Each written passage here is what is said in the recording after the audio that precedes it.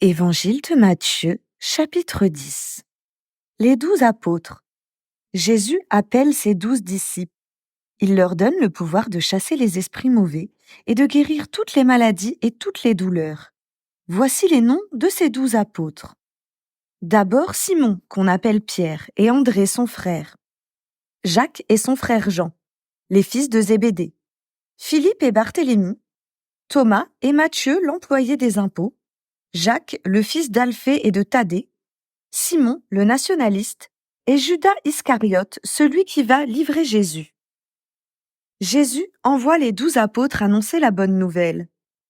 Jésus envoie les 12 apôtres dans le pays. Il leur donne ses ordres et ses conseils. N'allez pas chez les gens qui ne sont pas juifs. N'entrez pas dans les villes de Samarie. Allez plutôt vers les gens d'Israël qui sont comme des moutons perdus. Sur le chemin, annoncez « Le royaume des cieux est tout près de vous ». Guérissez les malades, rendez la vie aux morts, guérissez les lépreux, chassez les esprits mauvais. Vous avez reçu gratuitement, donnez donc gratuitement. N'emportez pas d'or, pas d'argent, pas de monnaie dans votre poche. Ne prenez pas de sac pour le voyage. Emportez un seul vêtement. Ne prenez pas de sandales ni de bâton. En effet, l'ouvrier doit recevoir sa nourriture. Quand vous entrez dans une ville ou un village, cherchez quelqu'un qui est prêt à vous accueillir. Restez chez cette personne jusqu'au moment où vous quitterez l'endroit. Quand vous entrez dans une maison, dites « Que Dieu vous donne la paix ».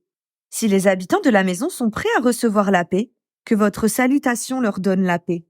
Mais s'ils ne sont pas prêts à vous recevoir, reprenez votre salutation de paix. Quand on ne vous accueille pas et qu'on n'écoute pas vos paroles dans une maison ou dans une ville, partez de là et secouez la poussière de vos pieds.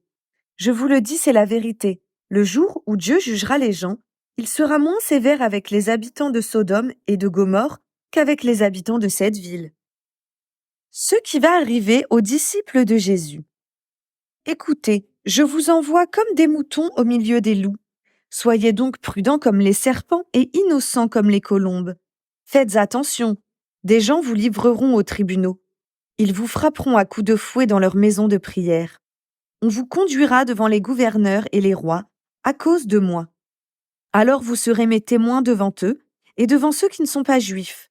Quand on vous emmènera, ne soyez pas inquiets en vous demandant « Comment allons-nous parler ? Qu'est-ce que nous allons dire ?»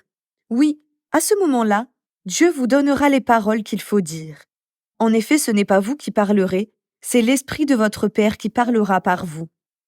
Le frère livrera son frère pour qu'on le tue. Le père fera de même chose avec son enfant. Les enfants deviendront les ennemis de leurs parents et ils les feront condamner à mort. Tout le monde vous détestera à cause de moi. Mais celui qui résistera jusqu'à la fin, Dieu le sauvera. Quand on vous fera souffrir dans une ville, partez dans une autre. Je vous le dis, c'est la vérité. Quand le Fils de l'homme viendra, vous ne serez pas encore passé dans toutes les villes d'Israël. Le disciple n'est pas plus savant que son maître. Le serviteur n'est pas plus important que son patron. Pour le disciple, il suffit de devenir comme son maître. Pour le serviteur, il suffit de devenir comme son patron. On a dit au chef de la famille « Tu es Satan », donc on insultera encore plus les membres de sa famille. Ayez confiance en Dieu. N'ayez pas peur des gens. Tout ce qui est caché, on pourra le découvrir, et tout ce qui est secret, on pourra le connaître. Ce que je vous dis dans la nuit, répétez-le en plein jour. Ce que vous entendez dans le creux de l'oreille, criez-le sur les places. N'ayez pas peur des gens qui tuent le corps, ils ne peuvent pas tuer la vie qui est en vous.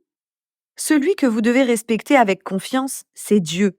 Lui, il a le pouvoir de vous faire mourir tout entier dans le lieu de souffrance. Est-ce qu'on ne vend pas 2 petits oiseaux pour presque rien? Pourtant, quand l'un d'eux tombe par terre, c'est votre Père qui permet cela. Pour vous, Dieu connaît même le nombre de vos cheveux. Donc n'ayez pas peur. Pour Dieu, vous êtes plus important que beaucoup de petits oiseaux. Si quelqu'un dit devant tout le monde « J'appartiens à Jésus », alors moi aussi, devant mon Père qui est dans les cieux, je dirai « Cette personne m'appartient ». Mais si quelqu'un dit devant tout le monde « Je n'appartiens pas à Jésus », alors moi aussi, devant mon Père qui est dans les cieux, je dirai « Cette personne ne m'appartient pas ». Jésus n'est pas venu apporter la paix, mais le combat. Ne pensez pas que je suis venu apporter la paix sur la terre. Je ne suis pas venu apporter la paix, mais le combat. En effet, je suis venu séparer l'homme et son père, la fille et sa mère, la belle-fille et sa belle-mère. On aura pour ennemis les gens de sa famille. Les disciples doivent être prêts à donner leur vie comme Jésus.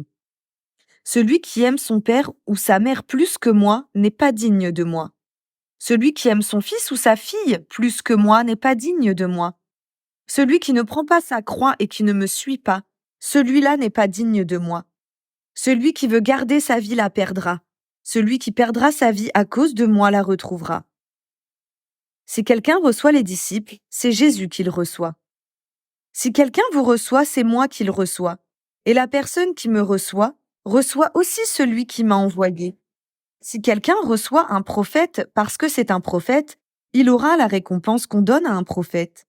Si quelqu'un reçoit une personne fidèle à Dieu parce qu'elle est fidèle, il aura la récompense qu'on donne à une personne fidèle.